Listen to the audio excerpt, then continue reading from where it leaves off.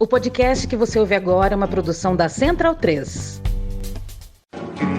Cristo Redentor, braços abertos sobre a Guanabara.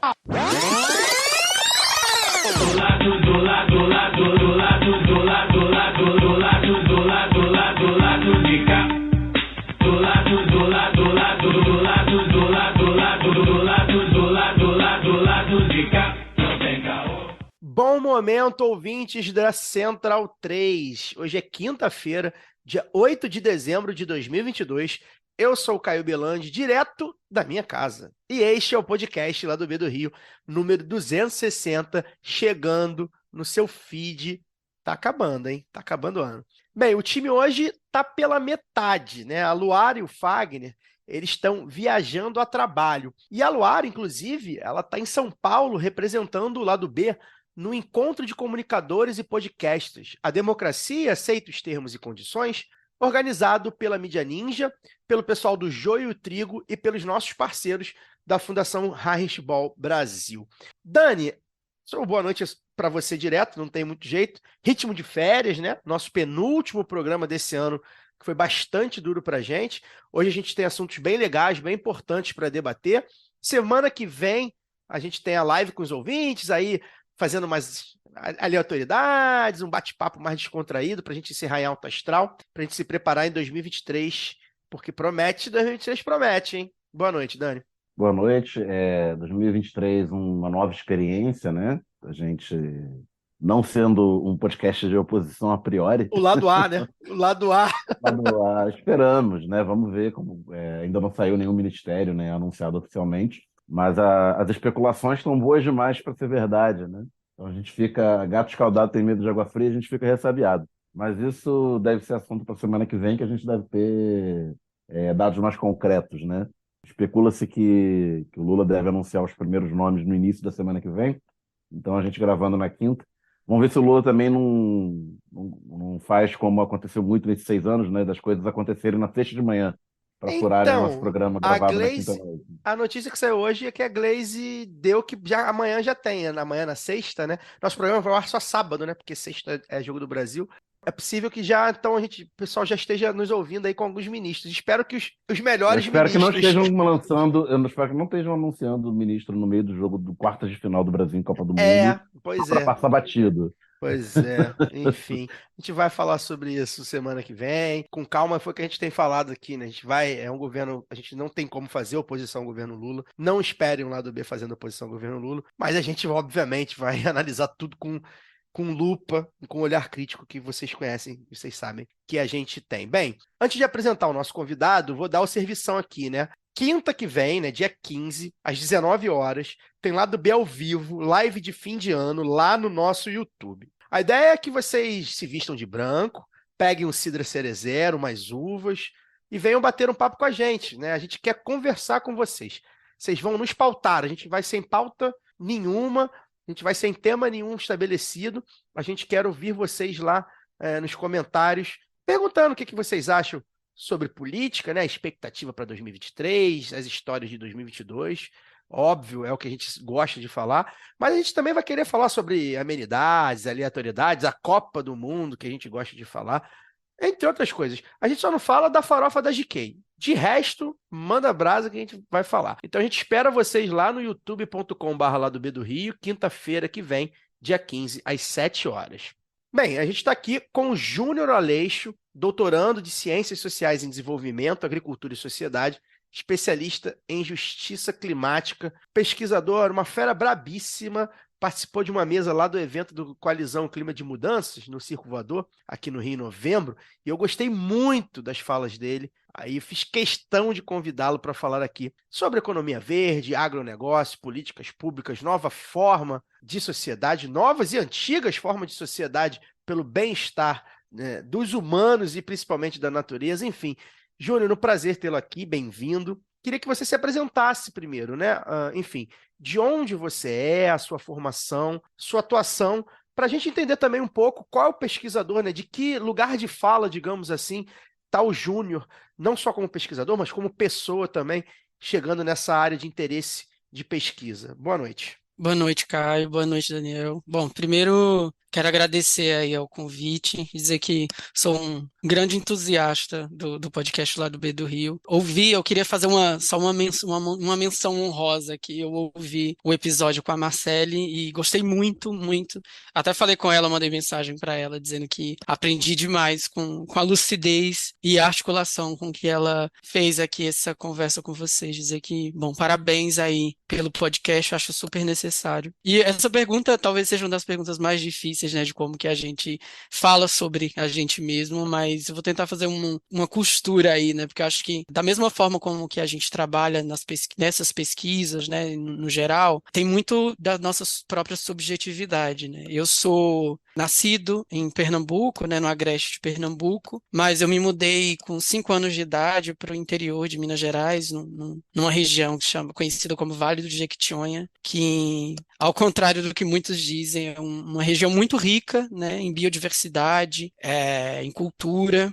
E desde a minha chegada no interior de Minas Gerais com a minha família, que a gente tem de lidar com algumas questões relacionadas à temática ambiental, mas é obviamente que isso só aparece na minha vida ou como reflexão muito tempo depois, né? A região onde eu cresci, em Minas Gerais, no Vale do Jequitinhonha, é uma região de extração de granito, então, por exemplo, na minha cidade, era comum a gente caminhar e ouvir a implosão de rochas naquela região, né? E aí tem toda uma questão política, social e ambiental, porque tem contaminação do lençol freático naquela região, tem a contaminação dos rios a partir da pólvora, a partir do pó, né, que faz com a implosão dessas rochas naquela região. E essas rochas elas são transformadas em granito, especificamente para exportação, né, ou seja, uma cidade de 20 mil habitantes consegue construir uma economia muito voltada para essa extração de granito, implosão de rochas, para exportação, né, e não há uma distribuição de renda dentro desse processo. Não são grandes empresas e poucas empresas nessa região do Vale do Jequitinhonha para a extração dessas pedras. Um tempo depois eu vou fazer faculdade de Relações Internacionais, passo, né, para fazer faculdade de Relações Internacionais na Universidade Federal Rural do Rio de Janeiro, né, na Rural, que é uma universidade dita, né, da periferia do estado do Rio de Janeiro, e no momento em que eu chego em Seropédica, está havendo naquele momento manifestações relacionadas à mudança, né, do que chama do lixão de Gramacho, né, do Jardim Gramacho, para a região de Seropédica, né? Então, eu chego naquele momento no olho do furacão e começo a participar de algumas manifestações, né, relacionadas a essa mudança. E aí vou me integrando ao movimento estudantil na Rural, em relações internacionais, mas o meu grande encontro na minha pesquisa, no que eu trabalho hoje relacionado à questão ambiental, mas sobretudo nessa discussão sobre a questão fundiária ou a questão rural no Brasil, é muito quando eu vou cursar, próximo do fim do curso de Relações Internacionais, uma matéria que se chama Pensamento Social e Político Brasileiro, e aí dentro dessa disciplina se discute muito o que os intelectuais e as intelectuais estavam discutindo no século XX, né? Porque existe uma discussão, até hoje nessa discussão, ela é uma reflexão ainda muito binária de que existe um Brasil que tem um lugar do atraso e um lugar do desenvolvimento, né? Ou seja, o lugar do atraso seria o espaço rural brasileiro e esse lugar de desenvolvimento seria o espaço urbano, ou seja, a cidade. Então, no século XX, várias instituições de pesquisa, vários pesquisadores engajados no Brasil estão refletindo sobre essa dinâmica. Qual é o espaço rural, né, do que a gente pode pensar a partir do espaço rural no Brasil e o que a gente pode pensar do espaço urbano. E aí o que eles chamam de par urbano-rural. E aí, bom, se você entende, se há uma camada da sociedade que entende que o espaço rural é um espaço de atraso, né, obsoleto, existe toda uma narrativa de que se é um espaço de atraso e um espaço de que precisa ser desenvolvido, há uma dinâmica de ocupação ou apropriação desses territórios para levar a um desenvolvimento, né? Então, existem políticas de colonização durante o século XX, de embranquecimento, inclusive, dos territórios, né? Fala-se muito em os rincões do país, o Brasil profundo, né? Enfim, muito dentro de uma narrativa de que existe um lugar, um espaço que é o espaço que precisa ser apropriado pelo desenvolvimento e espaços que não necessariamente precisam ser ocupados, né? Mas aí se a gente olha, por exemplo, para a estrutura fundiária brasileira, que é uma estrutura historicamente desigual, quais são os territórios que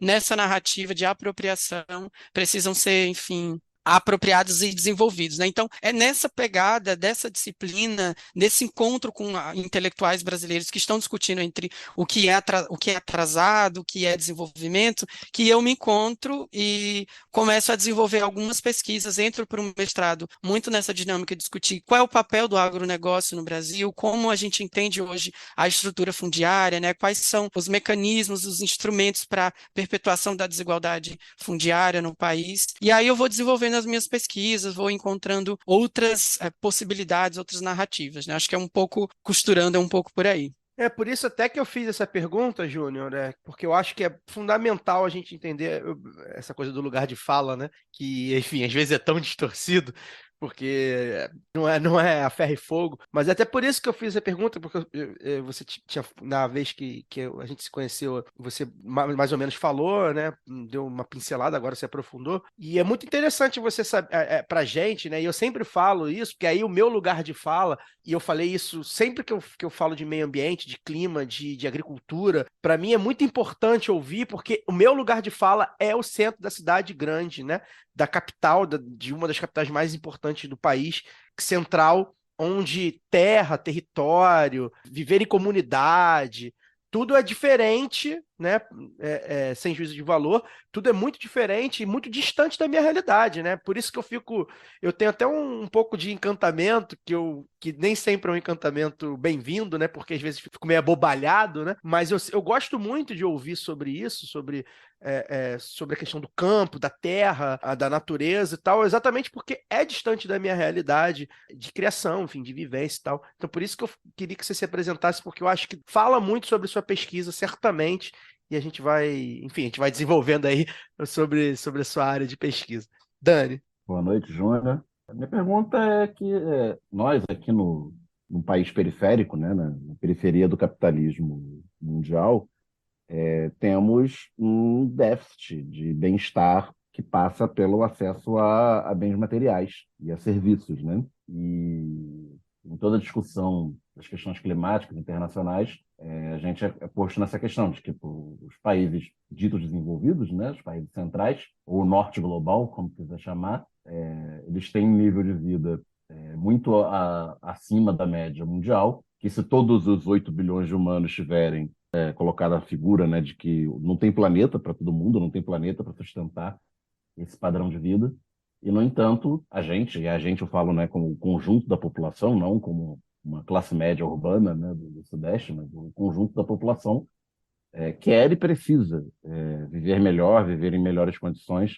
Então, qual o caminho para que as populações da América Latina, da África, do sul da Ásia, tenham melhores condições materiais de vida sem que isso esgote os recursos do planeta? Boa noite, Daniel. É uma pergunta de vale $1 milhão, né? Eu diria que Bom, mais. mais, Considerando os valores do $1 milhão climático. $1 milhão para cada um. Um trilhão, se bobear, se botar no PIB global aí. Eu acho que é uma pergunta, eu acho que existem outras perguntas, né? Essa pergunta suscita outras perguntas, né? Outros questionamentos. Mas eu acho que pensando, bom, a primeira coisa é que a trajetória da América Latina e do continente africano no geral, mas vamos olhar aqui para a América Latina, a trajetória histórica, né, econômica e política da América Latina, ela demonstra uma permanência de desigualdades, né? Enfim, de inúmeras desigualdades.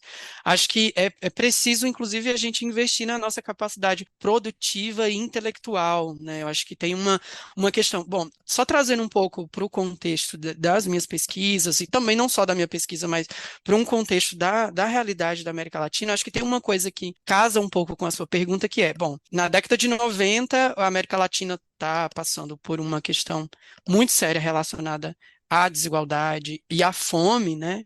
A extrema pobreza e a fome no geral. E aí, o que se tem? A gente tem o que chama as cartilhas, né, do Banco Mundial e do FMI, que estão engajadas em reconstruir ou reconstituir, o que eles dizem, né, uma América Latina para Consenso de tentar. Washington, né? Tem o consenso de Washington, e além do consenso de Washington, tem o que eles chamam de planos de ajustamento estrutural. E, bom, esses planos de ajustamento estrutural agudizam ainda mais essa dependência das economias latino-americanas às economias do norte global. E aí, bom, se a gente entende que, por exemplo, no nosso caso, que no Brasil, né, que a gente se chama de uma potência agroexportadora, se a gente investe numa narrativa e numa prática de uma potência agroexportadora, o que os economistas chamam de reprimarizar a pauta de exportação, a gente diminui a possibilidade de industrializar, ou seja, a gente também diminui a capacidade de retenção de mão de obra qualificada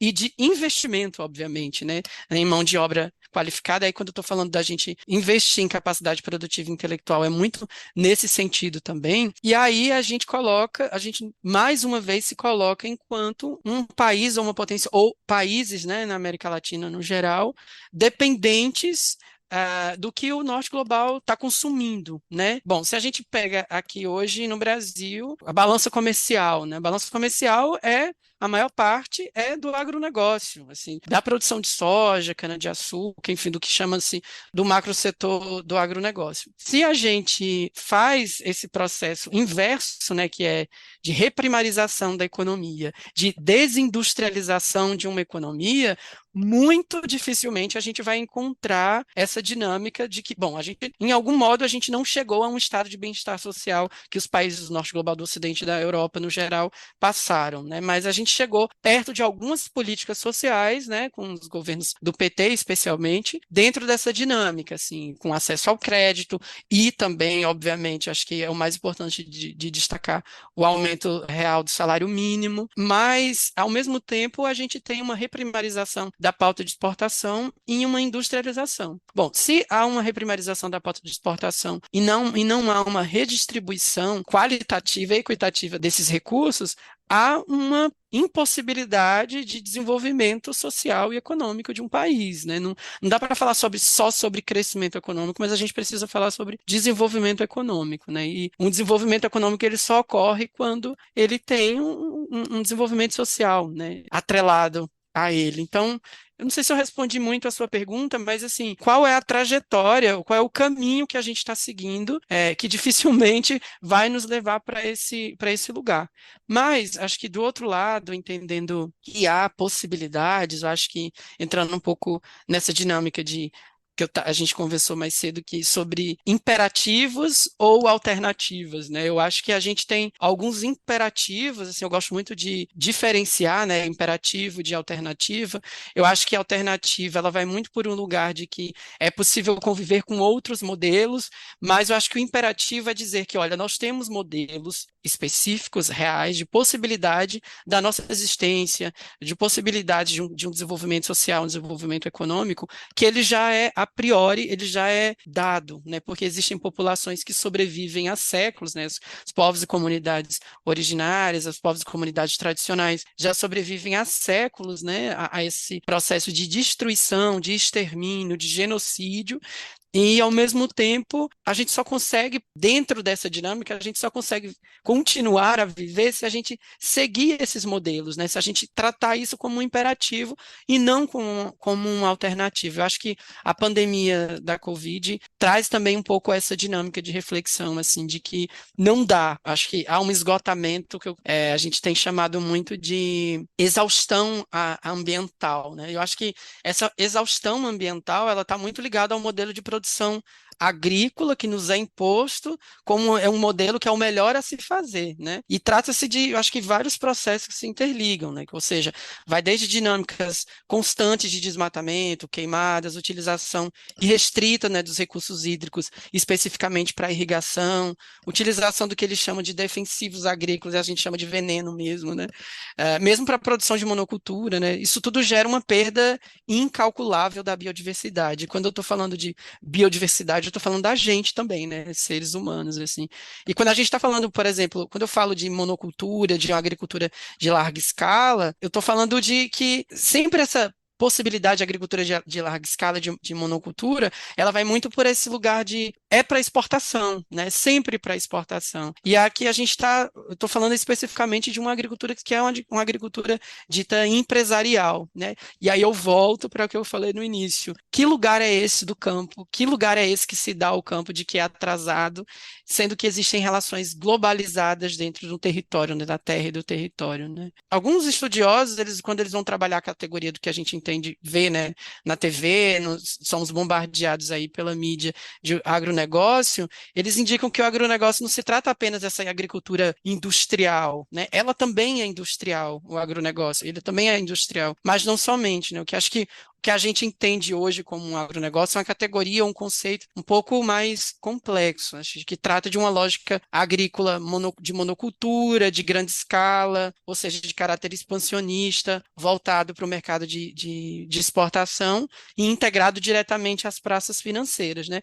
E aí, bom, essas soluções, né? Qual é o outro lado, né? Qual é o lado em que não se faz esse tipo de ação, esse tipo de prática, né? Existem algumas, assim, acho que existem várias que estão aí se perpetuando ao longo dos séculos, né? Mas isso a gente pode falar depois. Queria aproveitar o Vai, gancho Dani.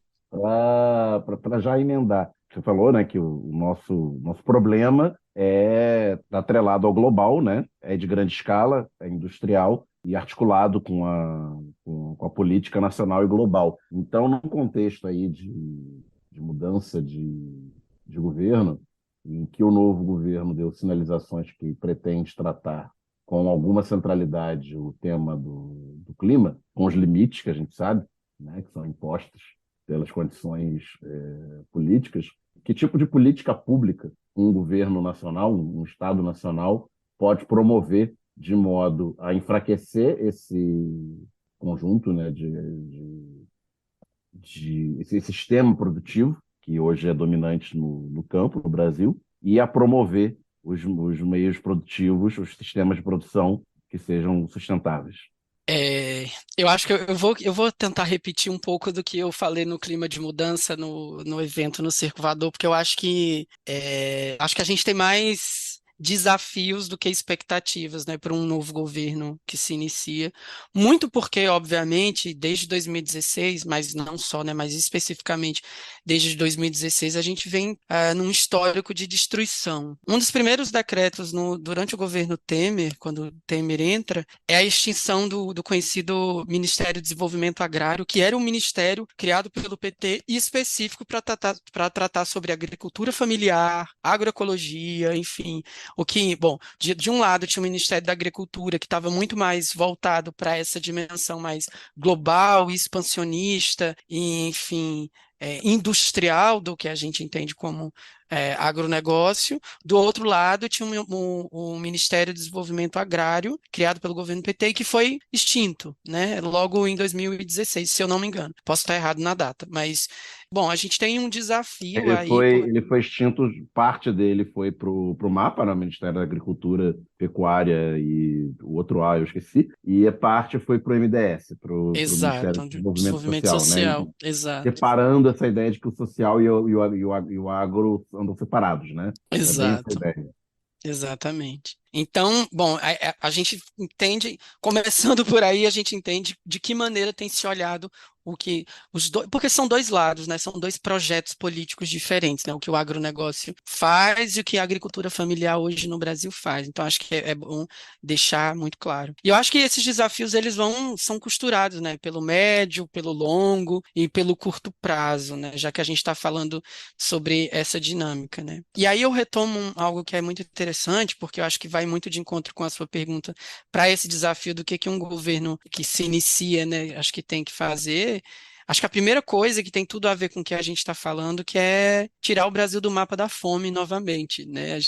A pesquisa da Rede Pensan esse ano deixa categoricamente, né? 33 milhões de pessoas em insegurança alimentar grave. Acho que a nossa principal preocupação é tirar o Brasil do mapa da fome e que está diretamente ligada a essa dinâmica, esse investimento que se faz em relação ao agronegócio no Brasil, né? Porque, assim, bom, primeiro, a produção monocultural, esse tipo de investimento nesse modelo produtivo específico, não só atenuam a fome no país, mas causam impactos diretos sobre o clima, né? Porque acho que requer a utilização dos recursos naturais de maneira intensiva e, além disso, é um modelo que gera miséria para toda a população, né? Acho que é um combo, né? E olhando para esse aspecto de tirar o Brasil do mapa da fome, eu acho que é importante. Eu quero citar aqui o Beto Palmeira, do Movimento dos Pequenos Agricultores. Eu estive numa mesa semana retrasada, se eu não me engano, com o Beto, e acho que é muito importante dizer que não só tirar o Brasil do mapa da fome novamente, mas que o Brasil possa se alimentar de maneira saudável e digna. Não dá para tirar o Brasil do mapa da fome e deixar com que a população continue a comer alimentos processados. Eu acho que é, inclusive, um avanço que eu tenho visto nos GTs de transição do novo governo, né? De se discutir uma alimentação digna e saudável. Acho que não dá para não citar isso, porque eu acho que é muito importante. Só tirar o Brasil do mapa da fome, acho que ainda é importante, obviamente, mas a gente precisa entender de que maneira e qual a qualidade da alimentação da população, né? Eu acho que é isso também, é voltar a investir intensivamente com as políticas públicas, como o Programa de Aquisição de Alimentos, né, e o Programa Nacional de Alimentação Escolar, o PAA e o PNAE. Acho que dentro dessa dinâmica, acho que o nosso primeiro passo dentro, 1º de janeiro, acho que é isso, tirar o Brasil do mapa da fome. E eu estou entendendo que esse governo, que o próximo governo tem tido um esforço bastante importante nessa dinâmica, né? Acho que agora, em relação às questões ambientais e climáticas, o Instituto Talanoa, acho que há um mês mais ou menos, saiu no Globo, né, que o Instituto Talanoa indica que entre 2019 e 2020 houveram 401 atos do Poder Executivo que precisam ser revistos sobre a agenda do meio ambiente e climática, né? Ou seja, essa palavra que a gente ouve muito, que é o tal do revogaço. É preciso que haja um revogaço. Eu acho que há uma vontade política do novo governo sobre um revogaço, enfim, o novo governo, nesses GTs de transição, tem dialogado muito com a sociedade civil, com as organizações, com conselhos. Acho que isso tem sido muito importante. E eu acho que, por último, mas talvez não menos importante, né, são todos iguais, que é urgente, que é a volta da demarcação de terras indígenas e quilombolas, e eu diria aí, colocaria uma barra de outras comunidades negras rurais, né, das diversas comunidades negras rurais que a gente tem, porque a gente tem visto uma diminuição gigantesca aí da demarcação de terras indígenas e a própria extinção, né, da demarcação de terras indígenas e quilombolas. Acho que é um pouco por isso aí. E talvez não, citar aqui a reorganização, né, e o fortalecimento dos órgãos de proteção ambiental no Brasil, né? Tanto o Ministério do Meio Ambiente, que está, né, há muito tempo aparelhado, o IBAMA, a FUNAI, acho que é importante aí fortalecer, né, e fortalecer a participação dos conselhos e das organizações da sociedade civil dentro desses órgãos de proteção ambiental. Peço licença para dar uma pausa no programa e passar os nossos recadinhos. Agora, a Aurelo aceita Pix, a primeira e única plataforma que remunera os podcasters a cada play e parceira do Lado B, abriu essa nova forma de apoio rápido e fácil. Você apoia o Lado B a partir de R$ 2,00 e tem direito a conteúdo exclusivo e pode, de acordo com a faixa de apoio, participar dos sorteios de brindes. Se você já é apoiador pelo Padrim ou pelo PicPay, migre para a Aurelo. Quem quiser colaborar com a gente sem aquela regularidade mensal, pode fazer o Pix para ladobedorio@yahoo.com. O sorteio para apoiadores do Lado B é um oferecimento da Camisa Crítica. Ouvinte tem 10% de desconto no cupom Lado B no site www.camisacritica.com. E que tal ter a camiseta do Lado B? Acesse www.zetanossa.com.br e compre a sua. Você também tem 15% de desconto nas compras em todo o site com o cupom Lado B15. Ouvinte Lado B tem também 10% de desconto com o cupom Lado B em www.vesteesquerda.com.br. Você pode aprender inglês, espanhol e francês na WeCreate, a escola de idiomas parceira do Lado B. Acesse www.wecreateidiomas.com. Siga também nossos parceiros nas redes sociais. Obrigado pela atenção e voltamos ao programa. Você citou algumas coisas e já citou muitas coisas, né? É um grande desafio que a gente tem pela frente, e foi bem legal a gente debateu bastante esse tema aqui nesse ano, inclusive pela nossa parceria com a Fundação Hashball, que ajudou a gente a fazer os episódios sobre as mudanças climáticas, enfim, sobre território, sobre terra. Aprendi muito, inclusive, porque talvez uma das críticas mais justas que o PT recebeu enquanto esteve no governo foi uma certa, não vou dizer negligência, porque negligência a gente viu depois, né? Mas vou dizer que um certo olhar mais desenvolvimentista, né, Daniel? Como a gente pode ver, do que um olhar exatamente... O desenvolvimentismo ele foi definido como neodesenvolvimentismo, né? Neodesenvolvimentismo, Que isso. era um resgate do desenvolvimentismo lá do século XX. Isso. Exatamente. E olhou pouco para o meio ambiente, a gente achava que poderia olhar mais, né? E agora a gente sabe que, enfim, a gente viu que poderia piorar, né? Como piorou. E eu acho que talvez o grande desafio, porque vai ter que se mostrar, né? Um governo que vai ter que se mostrar muito melhor ainda, até pelas urgências, né? O clima já está pior, né?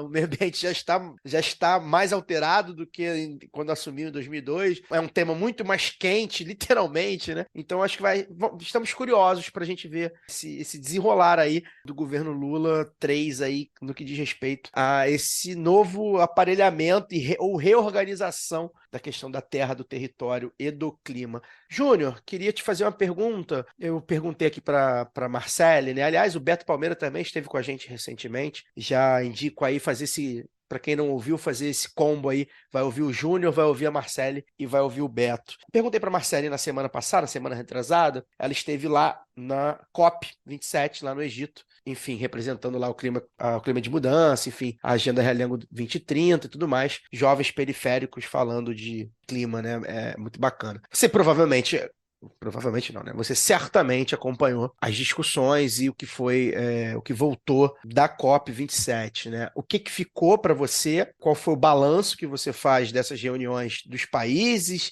das organizações? Enfim, a gente que está mais alheio aí ao debate, a gente pode ficar mais com a expectativa mais alta de que realmente houve um movimento para frente ou não? Ou você acha que fica muito no burocrático, muito no assina aqui, assina ali e às vezes não anda? Como é que você viu aí, como é que o mundo pode ver aí uma nova perspectiva depois da COP27 lá no Egito? Eu não fui na COP, mas acompanhei bastante, assim, tudo que eu pude. Tem uma perspectiva muito parecida com a da Marcele, assim, eu acho que são espaços importantes. Acho que o espaço da COP talvez seja mais importante nessa relação entre o encontro entre organizações da sociedade civil, como, por exemplo, o Climate Hub, né, o Climate Action Hub, que é um hub do Brasil, né, das organizações organizadas do Brasil, que vai para a COP, né, que é um ambiente, um setor paralelo ao que o governo brasileiro leva. Acho que da COP, em relação a essas tratativas entre os estados, os países, né,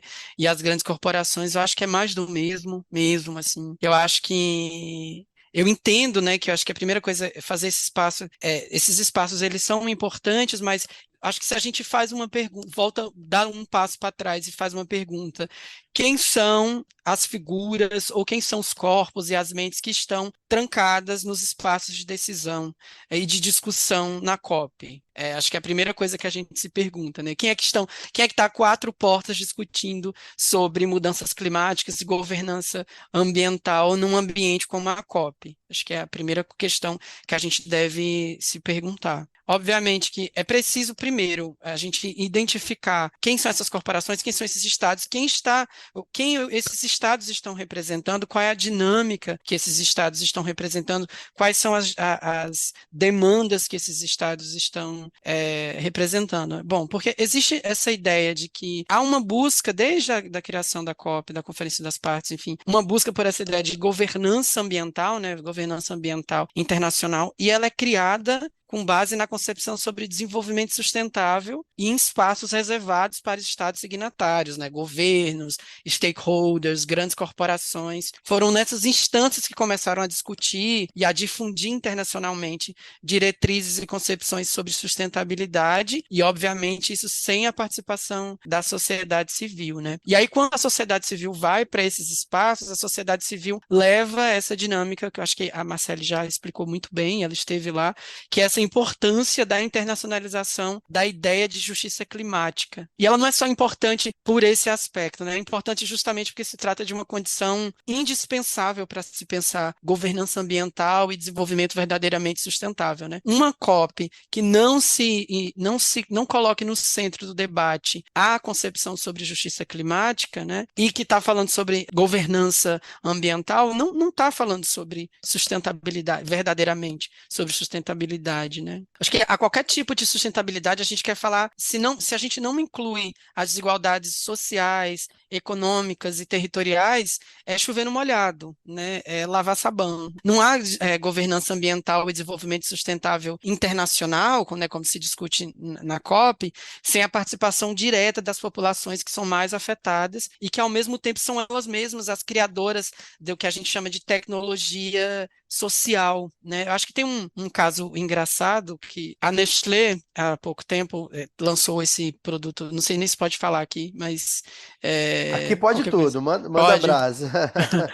A Nestlé lançou, tem o Kit Kat, né, um chocolate famoso da Kit Kat. E aí, se você pega o rótulo da Nestlé, tem lá Kit Kat 100% sustentável. Cacau 100% sustentável, na verdade. E aí, bom, a Nestlé cria um produto, né, com cacau 100% sustentável, só que a Nestlé também está sendo processada por trabalho análogo à escravidão de crianças e adolescentes na colheita de cacau. Então, assim, a que tipo de sustentabilidade a gente está falando, né? Acho que só para fazer uma costura aí, porque eu estou falando exatamente disso, como a gente constrói e discute governança ambiental dentro desses espaços sem a presença de corpos e de pessoas que estão sendo mais afetadas. Acho que é importante a nossa presença nesses eventos, né, como as conferências do clima e outras conferências internacionais, porque são corpos e sujeitos diversos circulando nesses espaços, mas não são os nossos corpos que estão nessas rodadas de negociação, nas tomadas de decisões nessas instâncias, né? Participação nos processos decisórios internos e nacionais, né? Acho que aí, dando mais um passo para trás, acho que é preciso que a gente ocupe os espaços de tomada de decisões em nossos territórios, né? Para que essas demandas elas sejam levadas para esses espaços decisórios no campo internacional, né? Por exemplo, de que maneira os povos das florestas, das águas, das periferias, dos campos estão inseridos, né? Acho que é isso. Acho que a Estocolmo 50, realizada em junho desse ano, por exemplo, entre muitas recomendações, teve como indicação a retomada ou o resgate da agenda de instituições como o FMI e o Banco Mundial para promover reflexão acerca de como as políticas públicas devem ser efetuadas no sul global, né? Aí a gente pode jogar no Google o que foi a política de reforma agrária, que eles chamam de política de reforma agrária assistida pelo mercado, indicada pelo Banco Mundial para os países da América Latina, em específico no Brasil. E a gente vai ver se deu certo ou não, né? Acho que é um pouco por aí. Júnior, você acha, a gente está encerrando já, mas eu tenho uma dúvida aqui. Você acha que, na opinião pública, né, não você como pesquisador, evidentemente, nem pessoas que militam, são ativistas na área, mas você acha que na opinião pública, no geral, no jornalismo hegemônico, né, que a gente está sempre aqui, o lado B tenta fazer esse jornalismo contra-hegemônico, né? No jornalismo hegemônico, você ainda acha que as questões climáticas, inclusive por a gente saber que são causadas majoritariamente pelas grandes indústrias, pelas grandes empresas, pelas empresas do agro, você acha que essas questões elas ainda estão não são tão tratadas como deveria? Porque acho que há um claro movimento que eu acho que data ali de 80 para 90 e é meio global, da ecologia, né? Até então era a ecologia que se chamava e, enfim, depois foi mudando, né? Há esse movimento, e aí você vê, né? A Nestlé se preocupando, embora com todas as questões que você falou, né? Mas a Nestlé, entre outros produtos, entre outras grandes empresas, se preocupando sobre depois de ecologia virou sustentabilidade, né?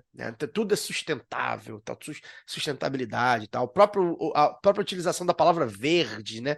né? Sim. Enfim, queria que você falasse um pouco como é que você vê a questão da comunicação como um todo, né? Que aí a publicidade, evidentemente, mas o jornalismo, né? A gente sabe, se uma TV passa um comercial do agro é pop, ele dificilmente vai passar vai fazer uma crítica contundente, séria ao agronegócio, né?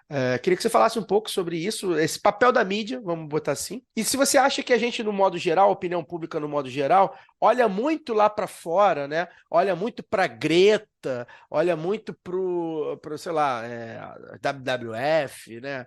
Que embora tenha braço aqui no Brasil também, mas enfim, você acha que a gente olha muito para fora e muito pouco para o que os nossos povos da terra estão fazendo, inclusive atualmente? Queria que você falasse sobre para a gente finalizar aí, sobre esses dois aspectos. Eu acho que é um caminho espinhoso, mas eu acho que é super importante, assim, de discutir isso, porque eu acho um pouco, como você falou, bom, primeiro, a ideia de sustentabilidade é essa ideia que cresce, né, dentro de uma dinâmica de governança ambiental muito voltada para um setor corporativo, né, de como que o setor corporativo está olhando para isso. E eu acho que realmente é importante a gente discutir verdadeiramente o que a gente está entendendo enquanto sustentabilidade. Eu acho que esses termos como sustentabilidade, verde, economia verde, enfim, ela é dúbia, né? Eu acho que o setor corporativo tem se valido desses rótulos para, inclusive, ganhar mais, lucrar com mais força dentro dessas dinâmicas, né? Sobretudo, por exemplo, os países que são ricos em recursos financeiros, mas eles são pobres em recursos naturais, né? Eles buscam soluções dentro daquilo que eles entendem como lucrativo. Por isso que, inclusive, há uma busca em transformar os nossos recursos naturais em o que a gente chama de ativos financeiros a partir de métricas de carbono, né? A gente vê muito a mídia falando sobre carbono, crédito de carbono. Eu acho que a gente precisa tratar com bastante cuidado essas narrativas inclusivas, né, sobre sustentabilidade e economia verde, porque em muitos aspectos são ações que continuam. Quem é que está falando sobre isso, né? Quem é que está fazendo ações? Acho que são ações que, inclusive, continuam a atenuar os processos de injustiça climática e ambiental, porque não resolvem o nosso problema, inclusive sobre justiça territorial, né? Acho que não é possível que a nossa saída ela esteja apenas integrada a esses países que mais poluem e precisam pagar a conta, né? Como dizem, né? A gente precisa, por exemplo, de um Estado brasileiro presente, porque nos gera, né, autonomia independência para essas discussões, né? Acho que é isso, assim, por exemplo, a grande discussão sobre emissões de gases de efeito estufa é óbvio que é importante, né? As grandes discussões nos fóruns internacionais sobre política energética e a utilização de combustíveis fósseis. Eu acho que nós não queremos aquilo que os países europeus, os países do norte no geral, não querem para os seus territórios, obviamente, e é claro que a gente precisa de uma política energética limpa e verdadeiramente sustentável com a participação da sociedade civil, mas a gente tem que, acho que é isso, assim, abaixar um pouco a bola, né, e entender, por exemplo, quais são os processos que os povos e comunidades tradicionais no Brasil já desenvolvem há séculos, né, que a gente chama de tecnologia social, que eles desenvolvem há séculos, né, e, por exemplo, quais são as nossas experiências exitosas, né, quais são os nossos exemplos concretos para serem adaptados para outros países, né. Por exemplo, a gente tem o sistema de agroecologia no Brasil, que é muito forte, né, que é um sistema que não está circunscrito apenas à produção agrícola resiliente ao clima, mas que pensa o mundo de maneira sustentável e que, inclusive, integra essa ideia do campo e da cidade, integra política, economia e sociedade, né? Uma integração em produção de alimentos e mudanças climáticas ao mesmo tempo, né? Júnior, Acho que volta... Oi.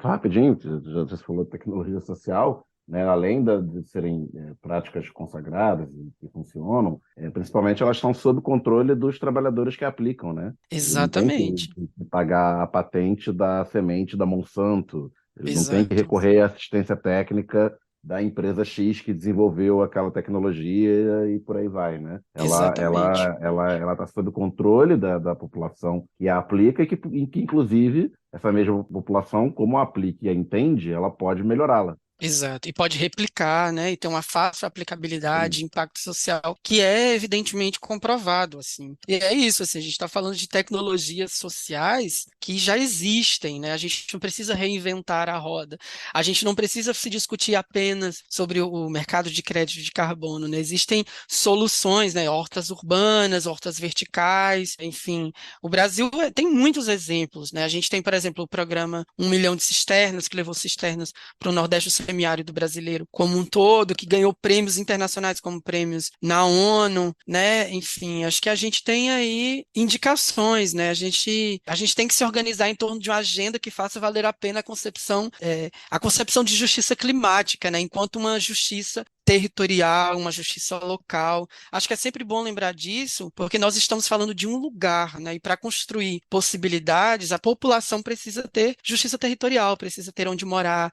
Nas periferias a gente precisa ter condições dignas de moradia, né? Acho que é por isso a minha intenção em falar que a gente precisa abrir esse leque sobre quando a gente está falando de justiça climática, justiça ambiental, de que maneira a gente está construindo esse imperativo, né? Acho que não considero, mais uma vez eu digo, não considero como alternativa, né? Eu acho que eu considero como imperativo, né? Porque se não for dessa forma, se não for a partir da implementação dessas tecnologias históricas, ancestrais, e sociais, né, territoriais, não há possibilidade de ser de outra forma, porque o que a gente tem visto é um efeito contrário, né? Acho que a Marcele traz uma concepção sobre racismo ambiental que é incrível, né? Eu acho que é muito importante. Aqui na ActionAid, sou especialista em justiça climática, na ActionAid a gente também tem essa discussão de, por exemplo, quais são os territórios a gente trabalha em vários estados do semiárido brasileiro, territorialmente, né, no campo mesmo, e de que maneira a gente está discutindo racismo ambiental, que são as populações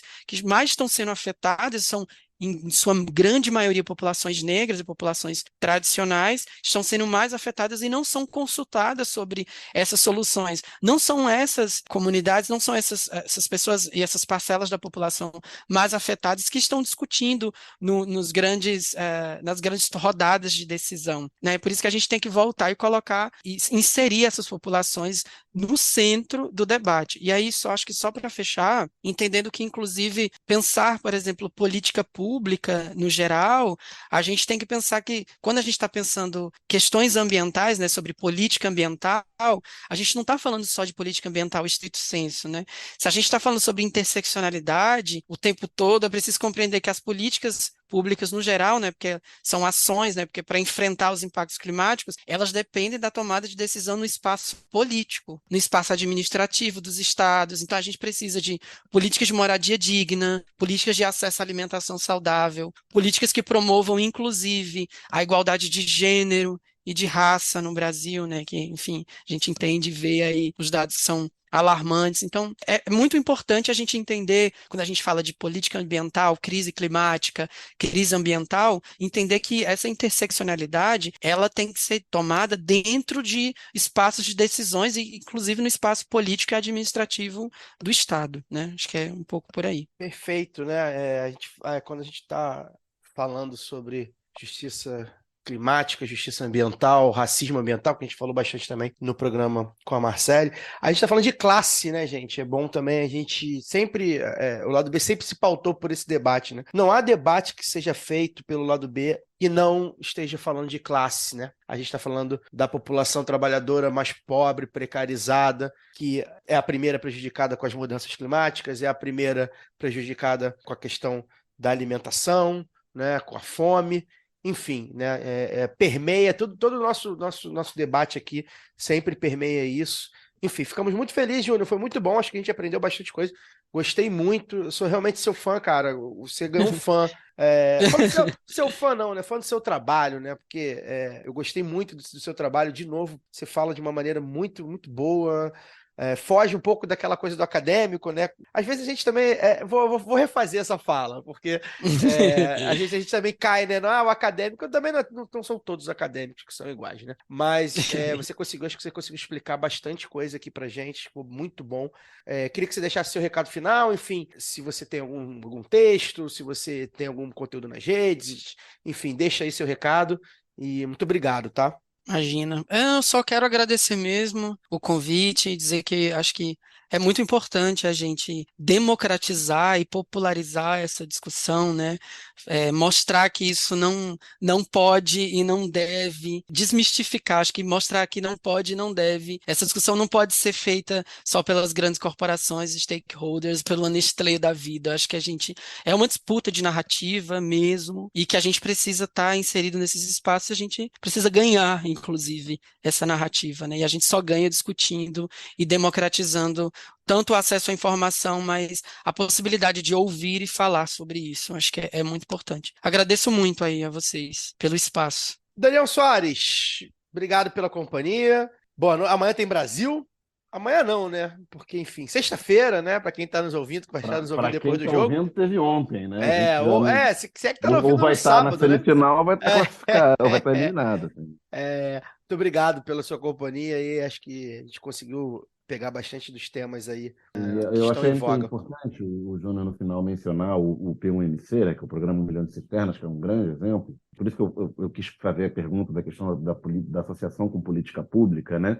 Porque a tecnologia social, né, muitas vezes vista como aquela coisinha ali, é um paliativo, né, o pobrinho, coitado, que não tem outra alternativa e tal. E, tipo, ela é muito mais eficiente do que você colocar máquinas sofisticadíssimas perfurando o lençol freático do Nordeste, ou grandes técnicas de dessalinização e tal. Então, é uma tecnologia que, à primeira vista, ela seria simples ou rudimentar, né, no olhar colonizado. Quando associada a uma política pública, ela foi revolucionária no interior do Nordeste, né?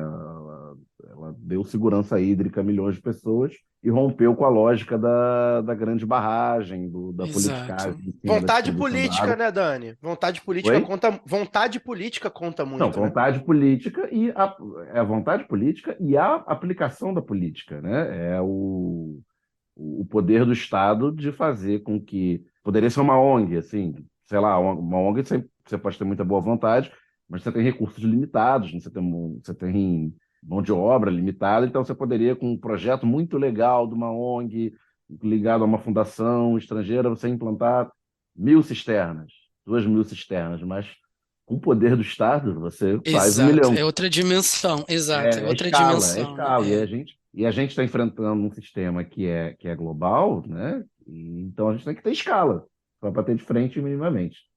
E é muito importante isso, porque a gente está enfrentando aí o novo marco regulatório de saneamento básico no Brasil, que tende a privatizar ainda mais, né, o saneamento no Brasil, e é muito importante retomar essas políticas e falar sobre o êxito dessas políticas, né, eu acho que e continuar batendo nessa tecla, né. Pois é, funciona. Valeu, gente, até a live de fim de ano, semana que vem. É isso, Lado B fica por aqui, semana que vem a gente está de volta para a despedida de 2022, enfim, ao vivo, quinta-feira, 19 horas, no YouTube do Lado B.